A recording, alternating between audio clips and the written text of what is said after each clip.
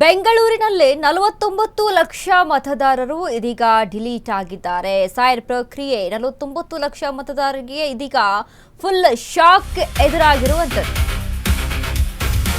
SIR ಪ್ರಕ್ರಿಯೆಯಲ್ಲಿ ಬೆಂಗಳೂರಿನಲ್ಲೇ 49 ಲಕ್ಷ ಮತದಾರರು ಡಿಲೀಟ್. ಒಟ್ಟಾರೆ 49 ಲಕ್ಷ ಮತದಾರರಿಗೆ ಇದೀಗ ಫುಲ್ ಶಾಕ್ ಎದುರಾಗಿದೆ. ASDDO ಲಿಸ್ಟ್ನಲ್ಲಿ 49 ಲಕ್ಷ ಮತದಾರರ ಹೆಸರು. ಈ ಲಿಸ್ಟಿನಲ್ಲಿ ಬಂದವರ ಮತದಾನ ರದ್ದಾಗುತ್ತೆ. ಮುಂದೆ ಇರುವ ಮತದಾನ ಮಾಡಲು ಆಗಲ್ವಾ?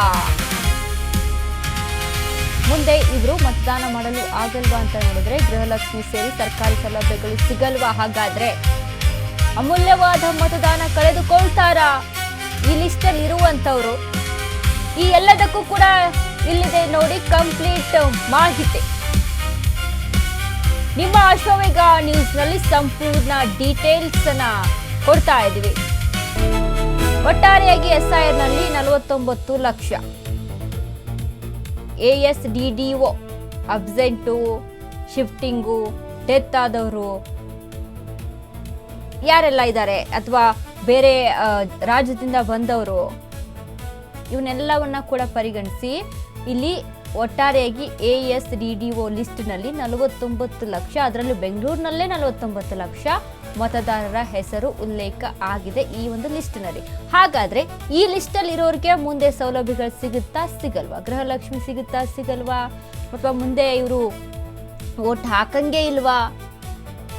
ಏನು ಯಾವ ರೀತಿಯಾಗಿ? ಈಗ ಆಲ್ರೆಡಿ ಡೆತ್ ಆಗ್ಬಿಟ್ಟಿದ್ರೆ ಓಕೆ, ಅವ್ರ ಕತೆ ಮುಗೀತು, ಅದು ಹೋಯ್ತು. ಬಟ್ ಆಲ್ರೆಡಿ ಬೇರೆ ಕಡೆಯಿಂದ ಅಬ್ಸೆಂಟ್ ಆಗಿರೋರು ಅಥವಾ ಶಿಫ್ಟಿಂಗ್ ಆದವರು, ಇವರ ವ್ಯವಸ್ಥೆ ಯಾವ ರೀತಿ? ಬೇರೆ ರಾಜ್ಯದಿಂದ ಬಂದಿಲ್ಲಿದ್ದವರು, ಇವರಿಗೆಲ್ಲ ಯಾವ ರೀತಿ ಅಂತ ವ್ಯವಸ್ಥೆ?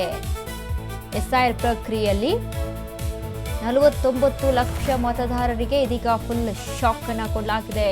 ಇವರು ನೆಕ್ಸ್ಟ್ ವೋಟಿಂಗ್ ಅಂತ ಬಂದಾಗ ವೋಟಿಂಗ್ ಮಾಡೋದಕ್ಕೆ ಸಾಧ್ಯ ಆಗಲ್ಲ.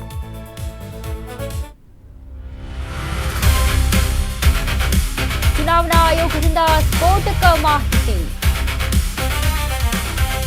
ASDDO ಲಿಸ್ಟ್ನಲ್ಲಿ ಬೆಂಗಳೂರಿನ 49 ಲಕ್ಷ ಹೆಸರಿದೆ.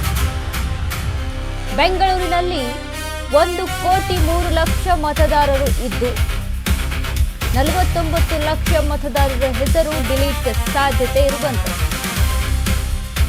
ಇದರಿಂದ ಮತದಾರರಲ್ಲಿ ಮನೆ ಮಾಡಿದ ಆತಂಕ. ಗಂಭೀರವಾಗಿ ಪರಿಗಣಿಸಿದ ಚುನಾವಣಾ ಆಯೋಗ